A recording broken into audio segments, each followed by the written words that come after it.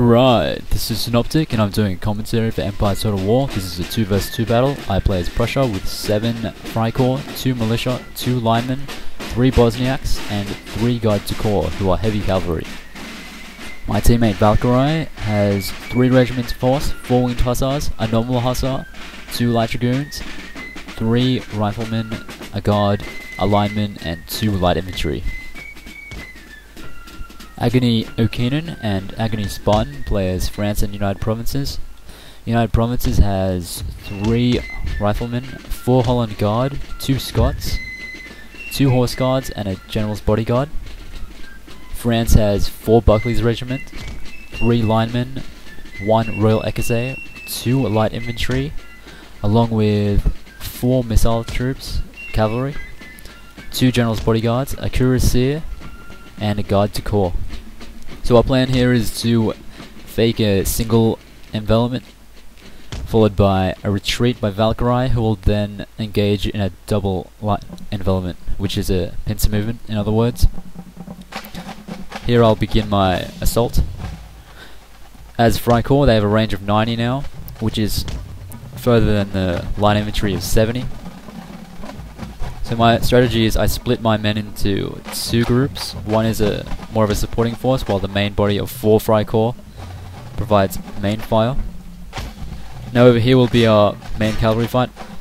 Valkerie is going to assault a lot of the troops here. These are Scots, attacked by winged hussars. Over here there is a horse guard under attack by 3 units of winged hussars, along with some regiment of horse who are going to continue the assault. Now in response, here come the enemy. There is 3 light dragoons, 4 of them actually, in retaliation. So considering my heavy fire from my 7 Freikorps, United Provinces is going to retreat, as well as try and hold back the advancing forces here. In maintaining the pressure, I'm going to advance my Freikorps, you can see it with the green dots. I have no intention of slowing this attack down, so I'm going to keep going at it, considering my opponent has all the long range. I think one of them... no, that's a Scot routing. That's 1 unit of Scots. I'm also going to attempt some kind of distraction. I'm going to send a Bosniak to the left body. France has already taken the bait with a missile unit to cover. Any unit that's not in the main fight is good for me. Okay, now you can see Valkerie split up from me. This encirclement is going to begin, this pincer movement. What's going to happen is I'm going to look extremely vulnerable. France is going to get goaded into attacking me with his main force, while Valkerie hits the rears and ultimately finishes it. So there's going to be a lot of attacks like this on my men, from his light dragoons, etc. But they're going to be met by my own units. In this area I have no linemen to come back to, so my best thing in retaliation is a guard to corps. But also you should note how the Freikorps can actually fight as opposed to normal light infantry. As you can see, these guys are routing. Oh, but so are these guys. Oh no, they're just wavering.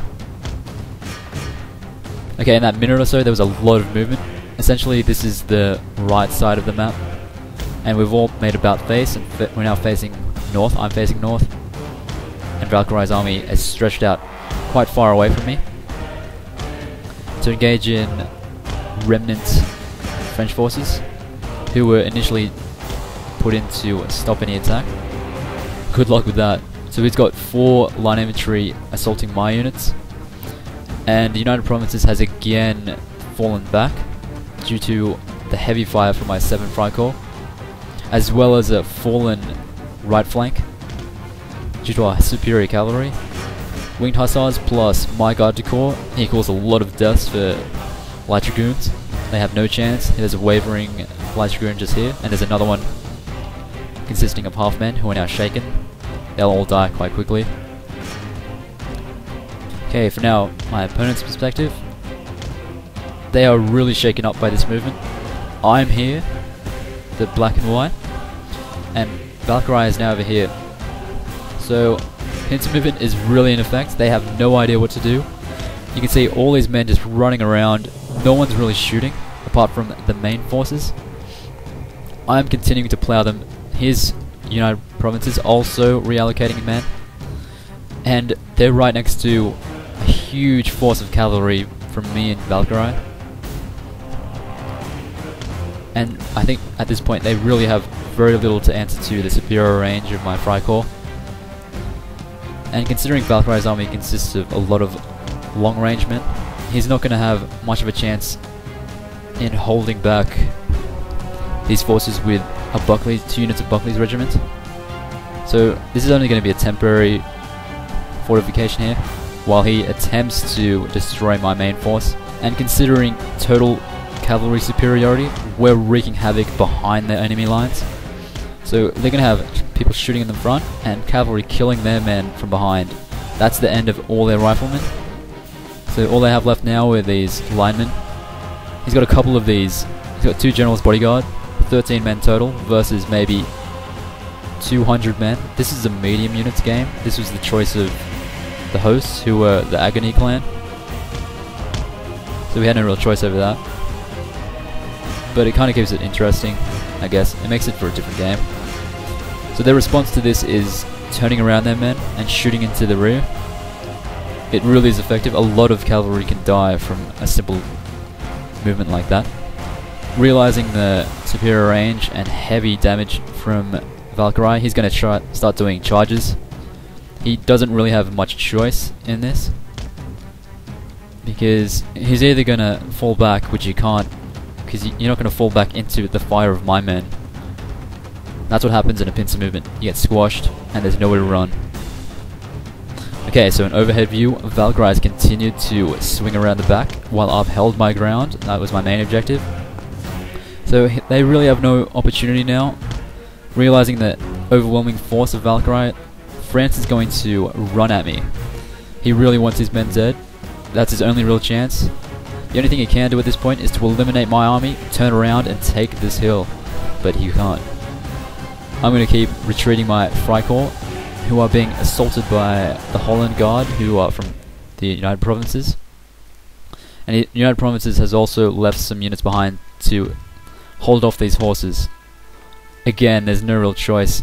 The big issue here with this game was the fake, which they fell for, which allowed us to successfully encircle.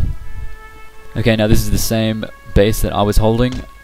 In desperation, France and the United Provinces have engaged me in assault. I have retaliated with garde du corps charges into the rear. There's absolutely no chance for them now. So they ran away from Valkyrie's bullets into my bayonets, essentially, and the blades of my cavalry. There are still 2 units of Holland Guard, the ones who were used to assault the cavalry. These guys are going to be the last remaining units of the opponent. Due to the monstrous abilities of the guards, they're much more expensive now, but they're still quite unbeatable. And as you might hear, the sound has come back on. I have no control over that. That's just another glitch of this game. A game of many glitches. It's still very fun though. So there are these Holland Guard. One's wavering, going between wavering and going back to steady. I think the other one routed at this point. No, it's still here. So bayonet charge. Ooh, that guy got snapped. Oh, he's still alive. And this guy's just doing some weird animation. Yep. Yep. Oh. Anyway. That's the end of that game. You can see all the flags from me and Valkerie. Lots and lots. I don't think we lost half our men. Very, very successful encirclement there. And essentially what that was, I'll say it again, is a fake. We made it look like we're going to double team one guy. And at a vital moment, we had Valkerie retreat, which made me look very, very vulnerable. That made both armies attack me. Good game.